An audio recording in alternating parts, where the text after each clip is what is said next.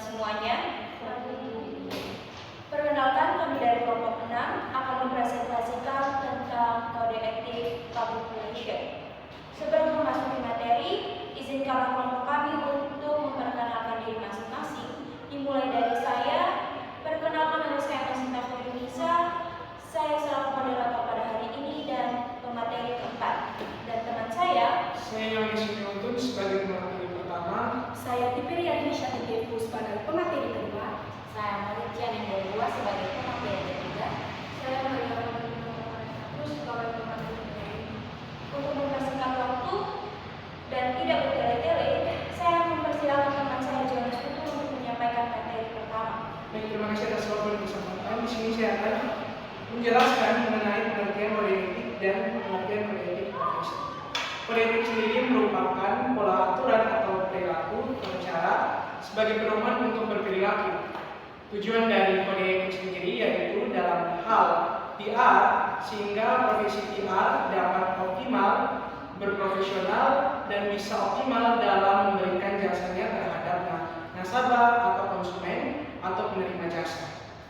Sehingga pola interaksi dari nasabah dengan PR sendiri bisa memberikan feedback yang sama-sama equal.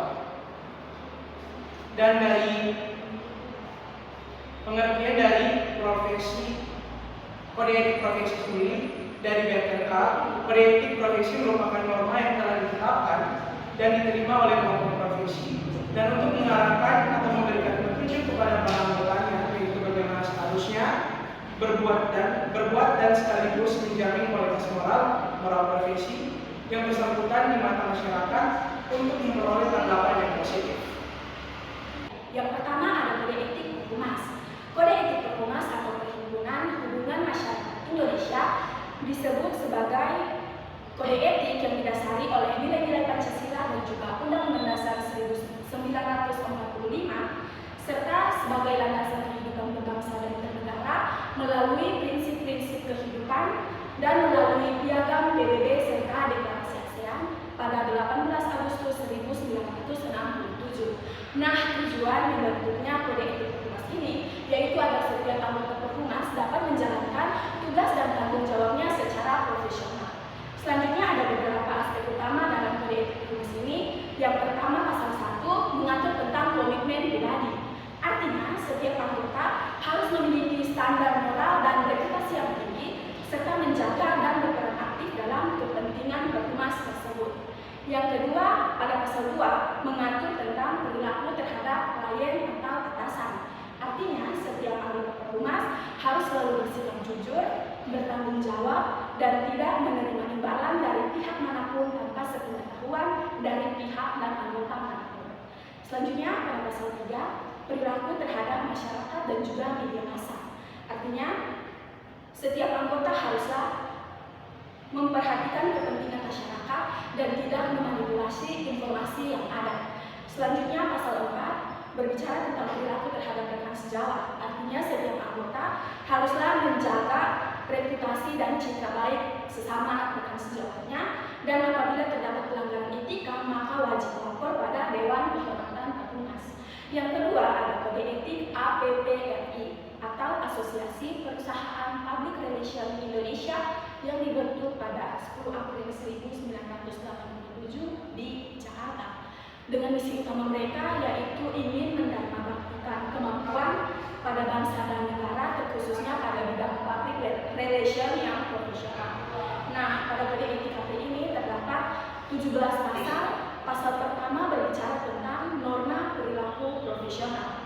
Pasal kedua berbicara tentang penyebarluasan informasi. Pasal ketiga berbicara tentang media komunikasi. Pasal keempat berbicara tentang kepentingan yang tersembunyi. Pasal kelima berbicara tentang informasi rahasia. Pasal keenam berbicara tentang pertentangan kepentingan. Pasal ketujuh berbicara tentang sumber-sumber pembayaran. Pasal ke-8 berbicara tentang memberitakan kepentingan keuangan. Pasal ke-9 berbicara tentang pembayaran berdasarkan hasil kerja. Pasal ke-10 berbicara tentang menumpang tindih pekerjaan anggota lain. Pasal ke-11 berbicara tentang imbalan kepada karyawan kantor umum. Pasal 12 berbicara tentang mengkaryakan anggota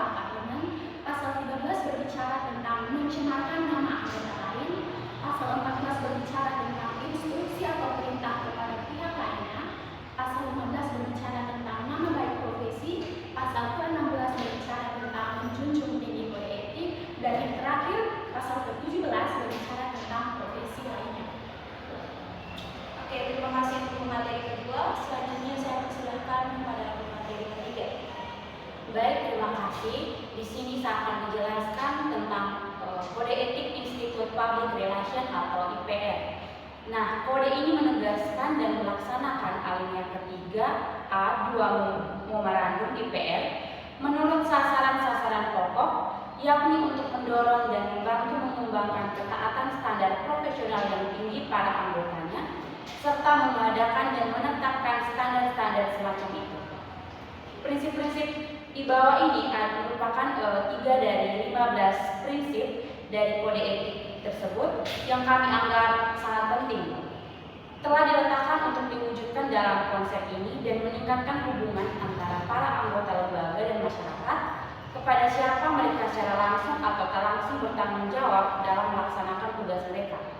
Yang pertama, ada standar tingkah laku profesional. Di sini seorang anggota dalam pelaksanaan kegiatan profesionalnya hendak menghormati kepentingan umum dan martabat pribadi, di mana tanggung jawab pribadinya pada setiap saat berurusan dengan jujur terhadap klien dan majikannya dulu atau sekarang, dengan sesama anggota, dengan media komunikasi dan masyarakat. Yang kedua, ada informasi rahasia. Seorang anggota hendaknya tidak membeberkan kecuali atas perintah pengadilan yang berwenang atau menggunakan informasi yang diberikan serta diperoleh secara rahasia dari majikan atau kliennya. Yang ketiga, ada pencemaran terhadap anggota lain.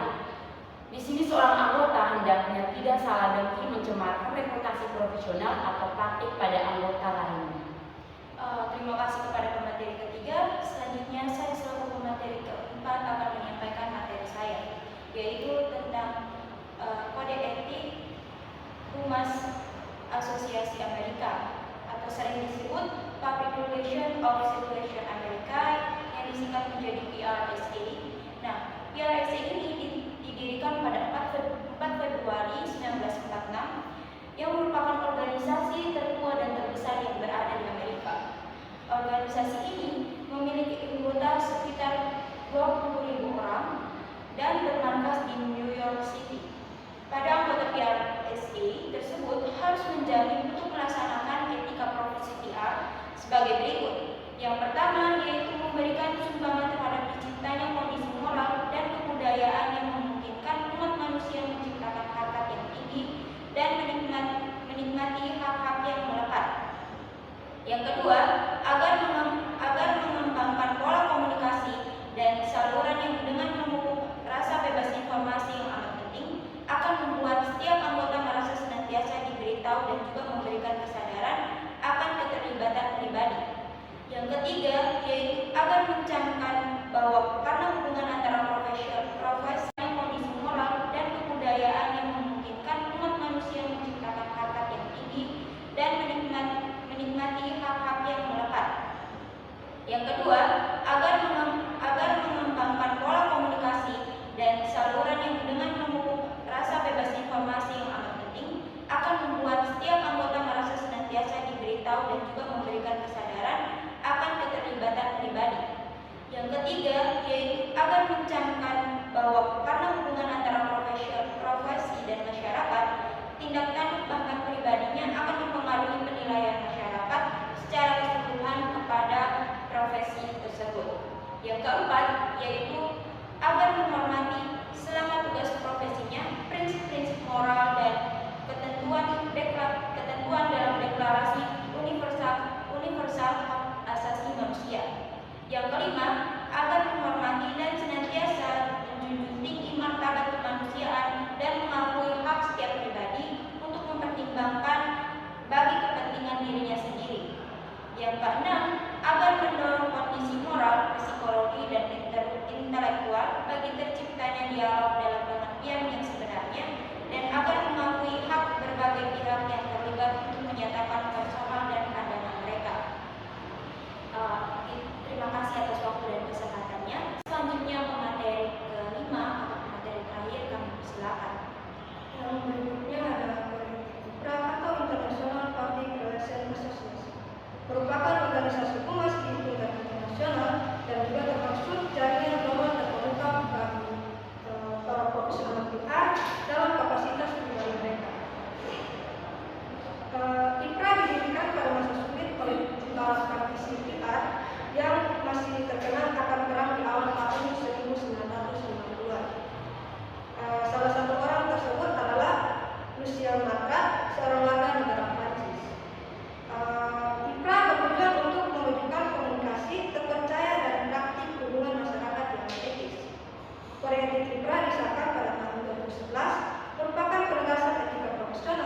dari anggota International Public Relations Association dan direkomendasikan kepada praktisi public relation di seluruh dunia. Yang berikut adalah